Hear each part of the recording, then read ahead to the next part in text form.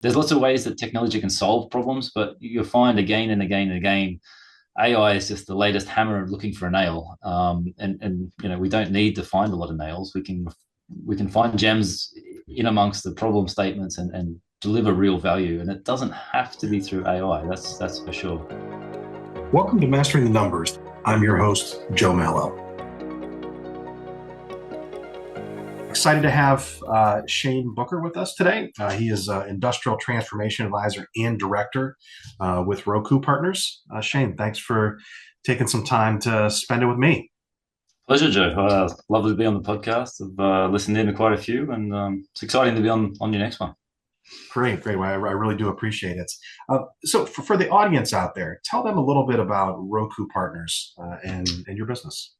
Sure. So Roku Partners is an industrial transformation advisory consultancy. It's probably the simplest way to put it. So we work with all sorts of industrial companies, think oil and gas, think mining, think petrochemical.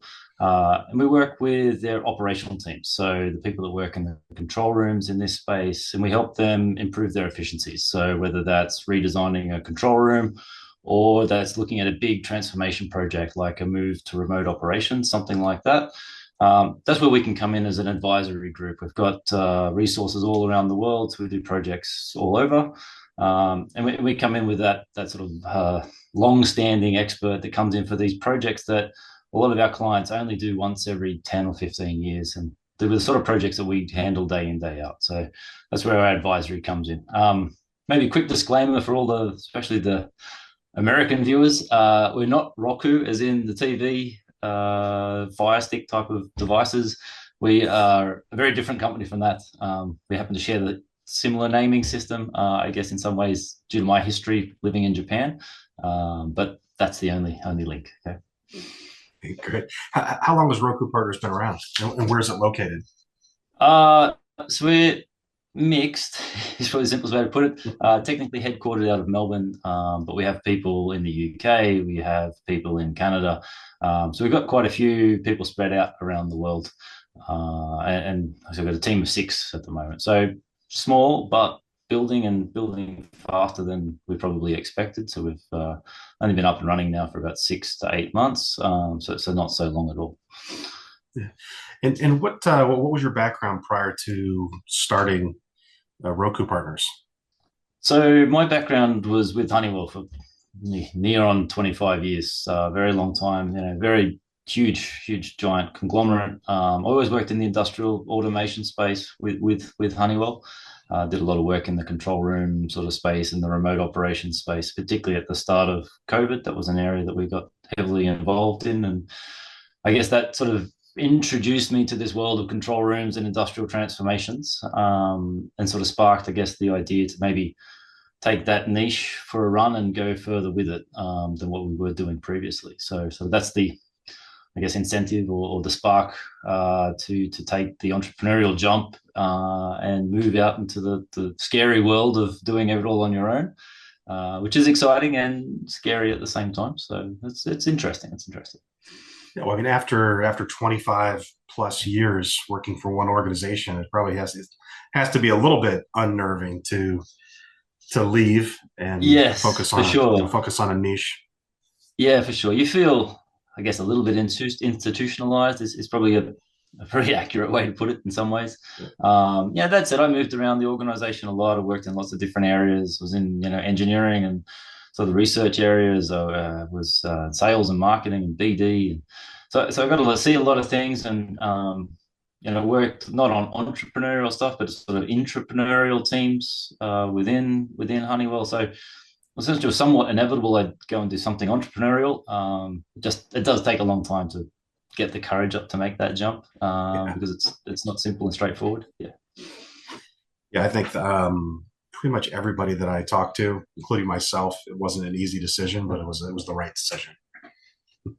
Yeah, Um, yeah. uh, There's some nights where I start, you wonder a little bit, but overall it's been very positive, and it's yeah, great. Like, yeah, it's one of those ones you got to take the small wins when they come. So especially when you're starting up, any small win is a big win. Focus on all the positives. And the first time you really help a client out, and you're doing it all on your own bat, and it's wouldn't say magical, but it's a very positive feeling, and it's great to show that you've got a bunch of skill sets that are needed and wanted, and that you can help deliver that to deliver something bigger for another client is a great feeling, I've got to say.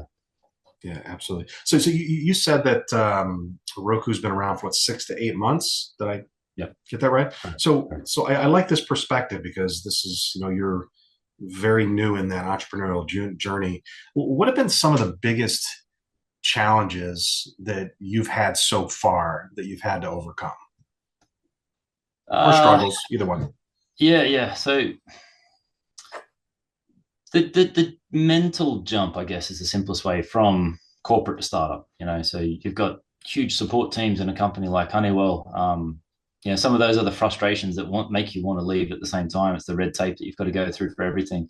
But at the same time, when you're on your own, or in a very, very small team starting up, you've got to do everything. You've got to be a generalist on the inside of the company. You're doing everything from POs and accounts all the way through to all the marketing material. But then on the outside, your message to the market has to be super focused and super clear and very pointed. So you have to be a niche expert on the outside. So I think running those two steps is something that's taken a bit of a jump, and has been a bit of a challenge at certain times. I completely understand when people say that business owners are either super high or super low. Been through a Yeah, few of those already. So yeah, I can completely understand that viewpoint now, even though I've heard it said many times in the past. yeah, But then, yeah, it's that ability to adapt very fast and very rapidly, and just get on with it, right? You're small, you're nimble, you're agile, and you can move at a speed that the big sort of companies can't move at. So take advantage of that. That's probably the simplest yeah, way. Yeah. yeah. And if you fail, you just have to get up and Pivot, move forward. You don't try have a again. Yeah. choice. Yeah, you Exactly. can't Exactly. you can't sit back and sulk about it. So in that 8 months, I mean, is there anything that you would have done differently in starting the business or growing the business for the last 8 months that you look back now, hindsight 2020? 2020 is, to be honest, just be faster. Yeah, There's a lot of me that still has that corporate slow, I don't want to say slowness, but everything has to be ready before you go type of event. And very much, I'm realizing that the more nimble startup world, you've just got to be fast. It doesn't have to be 100% correct. It does have to be a quality product that you're putting out the door, but you can adjust and manipulate and move on the fly. right. So getting going faster is something I probably would have tried to do. We refined our message and we worked on our branding, and they're all great things. And don't get me wrong in that aspect, like they need to be done. And I think our product is better because of it. But that slows down the sales cycle, and that comes with motivation. And so you're trying to balance out the quality of product and the quality of everything you're building and delivering with sales. And you're a Yeah, small team, so you've got to try and balance those things out. And I guess everything's a balancing act at the end of the day. But yeah, potentially move faster would be probably as yeah, fast as you can, probably faster than you expect. yeah. Somebody told me once, looking for perfect is one of the biggest things that stunts growth. It doesn't mean you're not looking in the long run to be perfect, but if you're waiting to be perfect before you even push anything out, it's never going to happen. No, that's a really good example, right? Actually, we were just doing some stuff with lead magnets in the last few weeks. So we've been trying to adapt a new marketing strategy to try and essentially create warm inbound leads. That's what I've been trying to focus on, so I can stop doing so much cold outbound. Yeah, And we were trying to generate these lead magnets, and I wanted them to be amazing and delivering value. And we got a couple there that I think really do deliver some amazing value, especially around this core offering that we've got, which is our control operator role evaluation. So it's a cognitive loading study. So we did a full deep dive and went into really granular detail, and so put out information that's close to proprietary, like to show the value that we can give away, or that we can produce in these reports. And it just fell flat. yeah, so the market response wasn't there. And then actually it was just a subtle change and tweak in the marketing messaging on the front end of it, and then the lead generation worked. And but we went from high to low to high, yeah, just trying to balance all of that out. And it's also that one where you've just got to create a lot of collateral when you're starting up. I think the statistics I've read is you need about 11 pieces of information for somebody to remember and recognize you in the marketplace. And generating enough collateral that someone comes across you 11 times is actually a lot of collateral that you've got to produce and put out in the market through different channels. So yeah, like building all of that together has has its ups and downs. But yeah, it's coming there. It's getting together. Yeah, it certainly is. I've over the last year or so, I've had a lot of experience with lead magnets and funnels and things of that nature. And a big part of it is how I sometimes connect with people for the podcast, just like you and I, Yes, right? exactly. And I think the challenge is putting a message out there where, at least for me, where people know that I'm not soliciting something. I'm genuinely want to find out more about their business and potentially have them on a podcast. Yeah, no, that's exactly it. Like you're trying to pick your niche, you're trying to get your message out there, and you're trying to give an example of what you can, bring to the table. At the same time, without giving too much value away, which is a fine line to run. It is. Yeah, interesting journey. It is for sure. Let's take this a little bit different direction. So now that you started your own business, like you said, you had a huge support team at Honeywell, very, very large organization. What type of support team do you have built around you now that you started your own business? So the support team that I've got is a combination, I guess, of some outsourced bits and pieces for non-value add things that can be done a lot better than me re-engineering things. So we do have a small team, so there are certain aspects of the team that can pick up bits and pieces of work around that, and we outsource, as I said, the lower hanging, admin type work and some, accounting and those sorts of things. The other one is I'm quite a bit of a generalist, so getting hands on into different aspects, and an engineer background, you're always trying to fix problems. That's just your nature. So I do get my hands in too deep into too many things, and that is something I do want to pivot away from a little bit when the time is right, I guess. But yeah, in that startup phase, it's just get in and get involved and do whatever you can, right? Just until momentum kicks off and the snowball starts to create, and then we can work out the way to systemize bits and pieces. And we're starting to see some of that come about already. So, we're systemizing as much as we can. We're starting to turn offerings into solutions, and those solutions we want to start to, be able to deliver in multiple formats and flavors. So, solutionizing our offerings per se is just one of those steps as we build through and work out what resonates with the market and what we can deliver and how to deliver it faster to more clients. Yeah, for sure. So to add maybe a little bit more to that, and this is crazy that I'm asking it right now for you because the business has only been around for about 6 to 8 months, but at this point, how are you trying to balance your professional and personal life in a time where I know that it's probably skewed so far to one direction with the beginning of your business?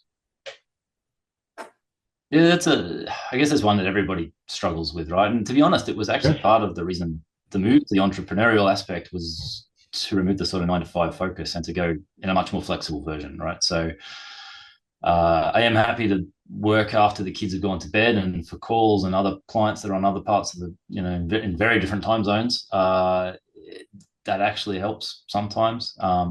That does add stress to other parts of the family and relationships, but you've got to try and balance all of that out.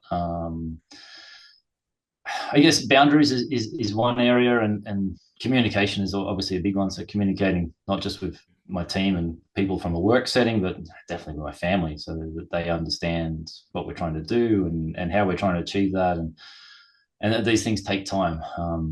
That's always a tough one. It's just your expectation of success and results is a very short time window, and the reality is usually a little bit longer. As these things sort of play out and build relationships and stretch things from there. But the flexibility is great. You can down tools at a moment's notice and go and watch the kids play rugby, which is what I did last week. But then you do have to catch up later on. So it's just that balancing act. You got to there's no magic silver bullet in that respect. That's for sure. No, there's certainly not. Yeah, it's probably by far one of the things that most business owners struggle with, consistently. And I always tell you, it doesn't have to be 50-50. There's no such thing as 50-50. You just have to find the right percentage on each side that works for you and your family. So Yeah, my good example is the kids are actually off on half term this week, and I'm only going to work in reality sort of 2 3 days, and I'll spend a couple of days with the kids, and that's not something I could have always done before. So yeah, uh, that's really nice, right? That's a big upside, yeah, especially when they're young. yeah. So I've got a very young family, so spending time with them in there. They're only going to be young and wanting parental advice for a very short period of time, as everybody That's tells me. right. So spending time with them while they're young Yeah. that's a big plus. Yeah. Oh, for sure. Yeah, I have an almost 18-year-old, and so he doesn't come to me for as much as he used to. So Yeah, I can you imagine. gotta you have to enjoy it while you can. So I would assume that your industry has a tremendous amount of innovation and change year over year. Um, how do you stay ahead of the competition and other organizations out there that might do something similar to you with all the change and innovation and everything that's going on? Yeah, so innovation is always an area that our industry is involved in. It's a bit of an odd one though. It is a slow moving industry that control of large industries are quite often the last to adopt a lot of technology. But by the time they do adopt it, it needs to be super solid and very reliable. Obviously, with the focus at the moment on AI, uh, everybody's looking for angles and ways to implement some type of AI. And so we have taken that on board from an advisory point of view. So we run AI workshops for clients. So we'll sit down and do it both as an education session. So we'll spend maybe half a day sort of doing the 101s of what AI is. And then we'll work them through and very much focus on business. So we're not a technology supplier. We have a lot of, I have a lot of technology background and history with vendors. But what we're trying to deliver with Roku is not a technology sell or a technology solution. We're very much focused more on the business. We have a lot of strategy people inside the team. So it's all about business use case, because at the end of the day, if you can't get the business use case across the line and it doesn't make sense, the technology is basically pointless. Right. There's lots of ways that technology can solve problems, but you'll find again and again and again, AI is just the latest hammer looking for a nail. And we don't need to find a lot of nails. We can find gems in amongst the problem statements and deliver real value. And it doesn't have to Yeah. be through AI. That's for sure. Um, but all that said, we're definitely working on some new and innovative concepts. We're just trying to start up a partnership right at the moment. So we're looking at ways that we can use neural interfacing to optimize HMI testing. So this is where essentially we can manage and measure the stress and the fatigue of operators, and choose which side of design of human machine interface that they use, and the stress factors that impacts on their work life. So these are areas that have never really been touched on before. They've tried and attempted in different aspects, but with these new types of technologies and interfaces like this neural link that we're talking with, Yeah. it's just a way that we can bring something very different to market. And because we come from multiple angles, we're not just coming from a control system point of view or a console manufacturer point of view or an AV supplier point of view. We're trying to come at it from the client's point of view, understanding control rooms for many, many years, and then what technical adaptations or innovations can we bring in with that. So that's part of the way we try and stay competitive is being unique and looking from the client's point of view, from the end user's point of view, rather than a vendor's point of view, just trying to look for another way to sell product. Yeah. And so in your mind, that's what separates you from your competitors, is that desire to get to know the clients much better and what they really need instead of just selling a product. Yes, that's definitely one of the primary angles, to be honest, Yeah. of this whole program. Yeah. Yeah. Well, I think that's important. And that's even what I do. I mean, without really truly understanding who my clients are, I can't really move forward with them. So I think that's important. So your industry seems very challenging, very um, uh, I'm not going to say hard to understand, but maybe hard to understand for a layperson Yeah. like me. But Mm. what do you find most challenging about your industry and what your organization does? Ours will be the sales cycle and the relationship is probably the simplest one. These are big, big industries that have huge investments behind them. They make strategic decisions over long periods of time. And as a small niche player and essentially still a startup mode, getting into and amongst that ecosystem takes time. And as we build up those relationships, I do expect that they'll bear fruit.